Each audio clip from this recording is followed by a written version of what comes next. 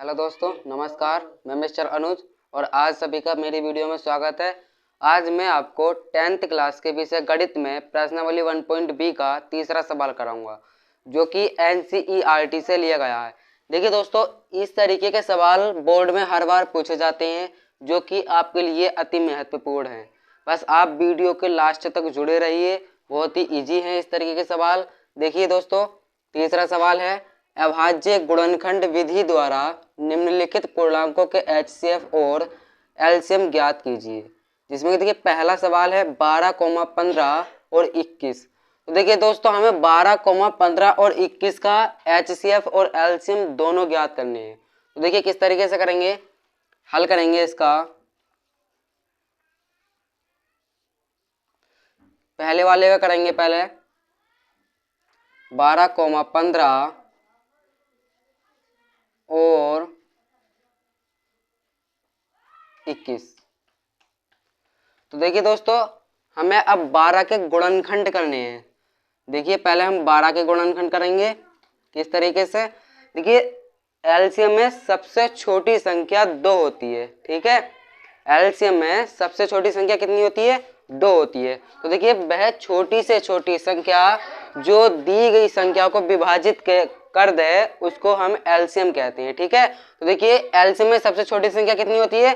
2। तो हम पहले इसको 2 से विभाजित करेंगे। ठीक है, 2 छक्के 12।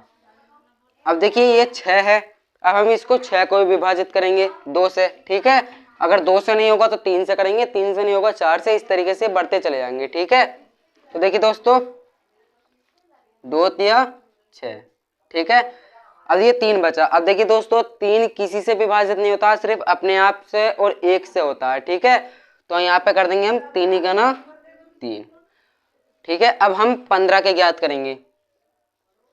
15 के ज्ञात करेंगे। देखिए 15 में सबसे छोटी संख्या, सॉरी एलसीएम में सबसे छोटी संख्या कौन सी होती है? 2। तो देखिए 2 से 15 विभाजित हो जाएगा? नहीं होगा। तब हम 3 लेंगे। ठीक है, तो देखिए 3 15 से विभाजित हो जाएगा? हो जाएगा। ठीक है, तो यहाँ पे करेंगे 3 पंजे 15। ठीक है, अब देखिए 5 को विभाजित करेंगे। 2 से नहीं होगा, 3 से नहीं होगा, 4 से नहीं होगा, 5 सिर्फ एक ऐसी संख्या है जो कि सिर्फ अपने आप से विभाजित होगी और 1 से। ठीक है, तो यहाँ पे हम कर देंगे 5 एकना 5। अब देखिए अब हम 21 का ज्ञात करेंगे। ठीक है, देखिए दोस्तों, मैंने आपको बताया अभी कि एलसीएम में सबसे छोटी संख्या कौन सी होती है? 2। ठीक है, तो हम इसको 2 से काटेंगे। पहले हम 2 से इसको विभाजित करेंगे। 2 से नहीं हो रहा है तो हम 3 से करेंगे, 3 से नहीं होगा 4 से। ठीक है, तो 2 से ये विभाजित होगा? नहीं होगा, तब हम इसको 3 से करेंगे। तो देखिए 3 सत्ते 21, 3 सत्ते 21। अब देखिए दोस्तों, अब हम 7 के गुणनखंड करेंगे। ठीक है, 7 गुना 7, क्योंकि देखिए दोस्तों किसी के पहाड़े में 7 नहीं आता है। 7 एक अभाज्य संख्या है। देखिए दोस्तों, हमें गुणनखंड जो करनी है, हमें तब तक करनी है जहां तक हमें यहाँ पे 1 प्राप्त नहीं हो जाए। ठीक है, अब देखिए हम इन सभी के लिख लेंगे। यहाँ पे 12 का एलसीएम बराबर 2 गुणा के 2 गुणा के 3, 2 गुणा 3। ठीक है, अब हम यहाँ पे लिखेंगे 15 का एलसीएम बराबर 3 गुणा के 5, 3 गुणा के 5। अब देखिए 21 का करेंगे। 21 का एलसीएम बराबर 3 गुणा के 7। तो देखिए दोस्तों, पहले हम इसका एलसीएम ज्ञात करेंगे। ठीक है, एचसीएफ अभी हम बात तो ज्ञात करेंगे, पहले हम इसका एलसीएम ज्ञात कर लेते हैं। तब यहाँ पे लिखेंगे हम 12 गुणा 15 गुणा, सॉरी देखिए दोस्तों, पहले हम अब इसका एचसीएफ ज्ञात करते हैं। ठीक है, एलसीएम बात तो करेंगे। तो देखिए एलसीएम सॉरी एचसीएफ में वह संख्या ज्ञात करिए जो कि 12 के एलसीएम में भी हो, 15 के एलसीएम में भी हो और 21 के एलसीएम में भी हो। ठीक है, तो देखिए 12 के एलसीएम में 2 है, लेकिन 15 की ये एलसीएम में नहीं है और ना ही 21 के एलसीएम में। ठीक है, तो देखिए यहाँ पे हमें 3 दिखाई दे रहा है। ठीक है, देखिए 12 के एलसीएम में यहाँ पे 3 है, 15 के एलसीएम में यहाँ पे 3 है, ये है।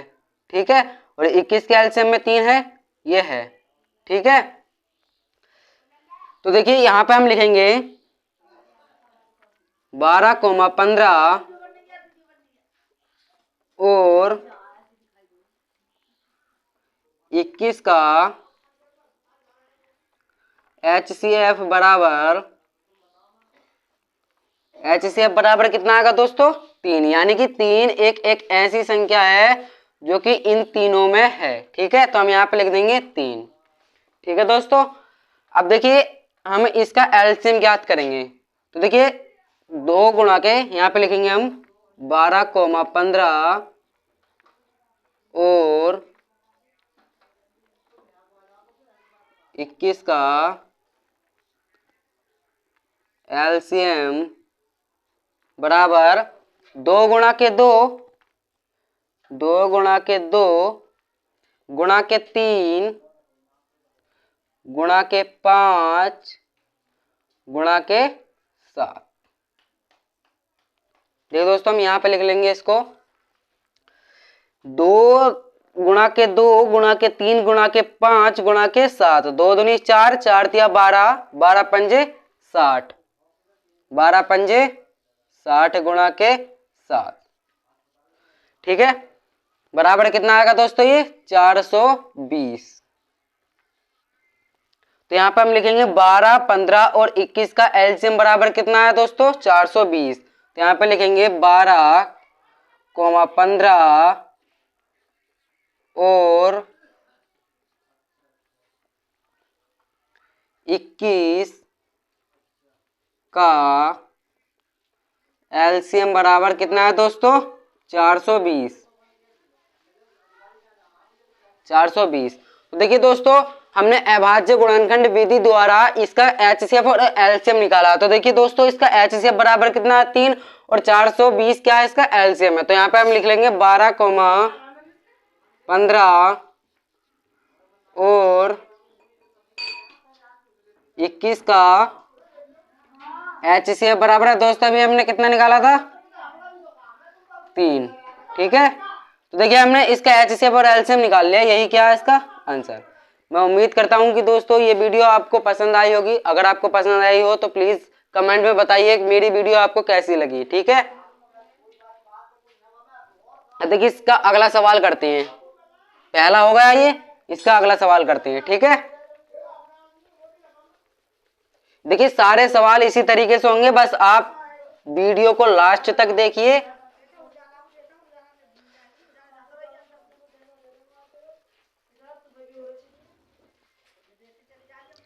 देखिए दोस्तों अब हम इसका दूसरा सवाल करेंगे।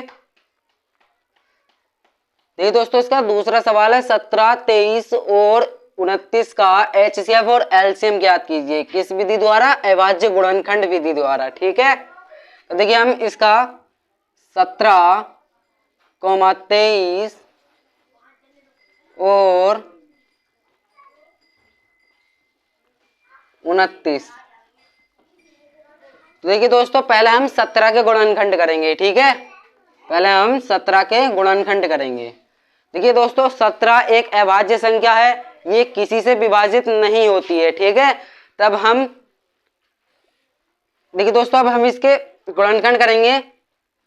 देखिए 17 एक अभाज्य संख्या है जो कि ये किसी के पहाड़े में नहीं आती है। वह संख्या जो अपने आप से और एक से कटे वो संख्या कौन सी कहलाती है? अभाज्य संख्या। तो यहाँ पे लिखेंगे 17 गुना 17। ठीक है, देखिए दोस्तों हमें इसका गुणनखंड तब तक करनी है जब तक यहाँ पर 1 नहीं आ जाए। ठीक है, अब हम 23 का करेंगे।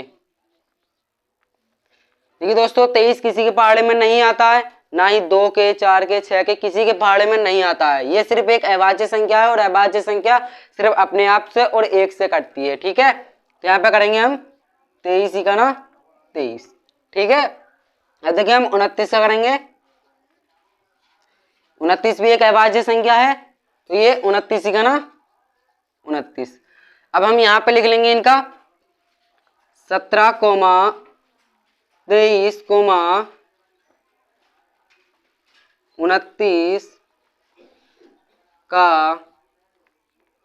एलसीएम बराबर, एलसीएम बराबर कितना है दोस्तों इनका, 17 गुणा 23 गुणा 29। ठीक है, इन सभी का एलसीएम बराबर कितना है, 17 गुणा 23 गुणा के 29। तो देखिए दोस्तों, अब हम इनकी गुणा करेंगे। देखिए दोस्तों, 17 गुणा हम 23 में करेंगे,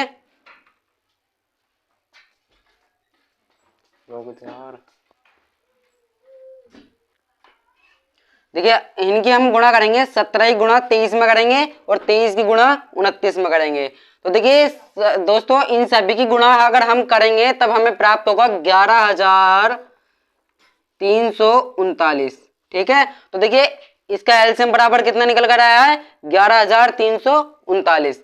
ठीक है, तो हम यहाँ पे लिख लेंगे 17,23 और 29 का एलसीएम बराबर कितना है, 11,339। ठीक है,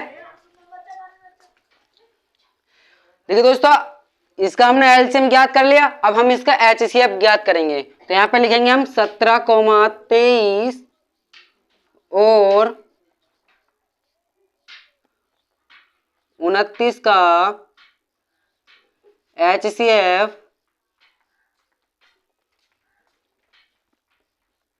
एचसीएफ बराबर, देखिए दोस्तों, इन सभी में कोई सी भी संख्या ऐसी नहीं है।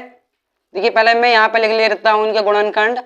17 गुणनखंड बराबर कितना, 17 गुणा का 1। ठीक है, 23 का कितना है, 23 गुणा का 1। 29 का कितना है, 29 गुणा का 1। तो देखिए दोस्तों, इनमें एक एक ऐसी संख्या है जो कि इन सभी तीनों में है। ठीक है, तो इसका एचसीएफ बराबर कितना आ जाएगा, 1। यही क्या है इसका आंसर। ठीक है, देखिए सारे सभी सवाल इसी तरीके से होंगे, बस आप वीडियो के लास्ट तक जुड़े रहिए, बहुत ही इजी है। ठीक है, बस आप वीडियो को लास्ट तक देखते रहिए। ठीक है, तो देखिए दोस्तों, हमने 17,23 और 29 का एलसीएम ज्ञात कर लिया है। किस विधि द्वारा, अविभाज्य गुणनखंड विधि द्वारा। ठीक है, ठीक है, अब देखिए, अब हम अगला सवाल करेंगे। देखिए अगला सवाल किस तरीके से है,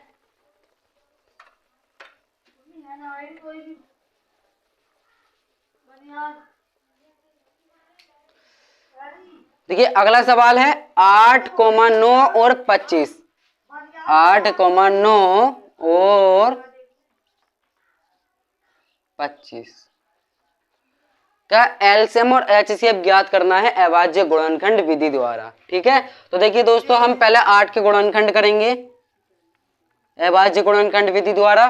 तो देखिए दोस्तों, 8 के गुणनखंड करेंगे।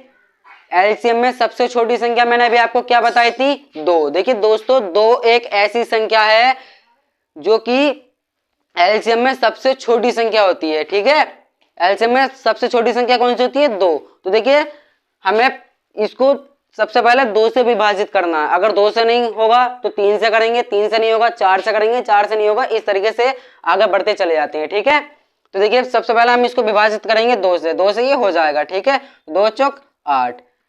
अब हमें 4 को विभाजित करना है। देखिए हमें इन सभी संख्याओं को जब तक विभाजित करना है जब तक हमें 1 प्राप्त ना हो जाए। ठीक है, तो देखिए हम इनको विभाजित करेंगे, 2 चौक 8 और 2 दूनी 4। ठीक है, अब देखिए हम 2 को विभाजित करेंगे, 2 का ना 2। ठीक है, तो यहाँ पे अब हम लिखेंगे, देखिए अब 8 का हमें एलसीएम कितना मिल गया, 2 गुणा के 2 गुणा के 2। ठीक है, अब हम 9 का ज्ञात करेंगे, 9 के गुणनखंड करेंगे। तो देखिए दोस्तों, ये 2 से तो विभाजित नहीं होगा, 2 से नहीं होगा तो हम 3 से करेंगे। ठीक है, 3 तिया 9, 3 ही का ना 3। देखिए दोस्तों, हमें इन सभी की गुणनखंड तब तक करनी है जब तक हमें यहाँ पर 1 प्राप्त ना हो जाए। ठीक है, अब देखिए हम 25 का करेंगे, 25 से गुणनखंड करेंगे। देखिए 25 2 से विभाजित नहीं होगा, 3 से नहीं होगा, 4 से नहीं होगा, लेकिन 5 से विभाजित हो जाएगा। ठीक है, तब हम यहाँ पर करेंगे 5 पंजे 25 और 5 इकाना 5। तो यहाँ पे लिखेंगे अब हम 8 का एलसीएम बराबर 2 गुणा के 2 गुणा के 2, 2 गुणा 2 गुणा 2। अब हम लिखेंगे 9 का एलसीएम बराबर 3 गुणा के 3, 3 गुणा के 3। 25 का एलसीएम बराबर 5 गुणा के 5, 5 गुणा के 5। तो देखिए दोस्तों पहले हम इसका HCF ज्ञात करेंगे। देखिए दोस्तों इनमें HCF में कोई सी भी संख्या ऐसी नहीं है जो कि इन सभी तीनों में है। ठीक है, तो देखिए 8 के एलसीएम में 2 है, लेकिन 9 के एलसीएम में 2 नहीं है। ठीक है, 9 के एलसीएम में 3 है, लेकिन 25 और 8 के एलसीएम में नहीं है। तब देखिए ऐसी स्थिति में हम क्या करते हैं, गुणा 1 कर देते हैं। ठीक है, गुणा 1 कर देते हैं, जो कि जिस किसी भी संख्या का हमें HCF नहीं मालूम होता है तब हम गुणा में उसके 1 कर देते हैं, यानी कि एक इनमें एक ऐसी संख्या है जो कि इन तीनों में है। ठीक है, तो हम यहाँ पे लिखेंगे 8,9 और 25 का HCF बराबर कितना है दोस्तों, 1। ठीक है, अब देखिए हम इसका एलसीएम ज्ञात करेंगे। तो देखिए 8,9 और 25 का एलसीएम बराबर 8 गुणा के 9 गुणा के 25, 8 गुणा के 9 गुणा के 25। देखिए दोस्तों एलसीएम में हमें इन सभी की गुणा करनी है, क्योंकि एक साथ दे रखा है इसमें 8, 9 और 25। इन सभी का हमें एक साथ HCF ज्ञात करना है और एक साथ एलसीएम ज्ञात करना है। ठीक है, तो देखिए हम इन सभी का एलसीएम ज्ञात करेंगे। 8 निम 72 गुणा के 25। जब देखिए दोस्तों 72 की गुणा जब आप 25 में करोगे तो कितना आएगा, 1800 बराबर 1800। देखिए दोस्तों 8,9 और 25 का एलसीएम बराबर कितना है, 1800। यही क्या है इसका आंसर। तो देखिए दोस्तों हमें अभाज्य गुणनखंड विधि द्वारा इसका HCF भी मालूम हो गया और एलसीएम भी। मैं उम्मीद करता हूं कि ये वीडियो आपको पसंद आया होगा। अगर आपको पसंद आया हो तो प्लीज लाइक करिए, शेयर करिए और मेरे वीडियो को सब्सक्राइब करिए। जब तक के लिए धन्यवाद।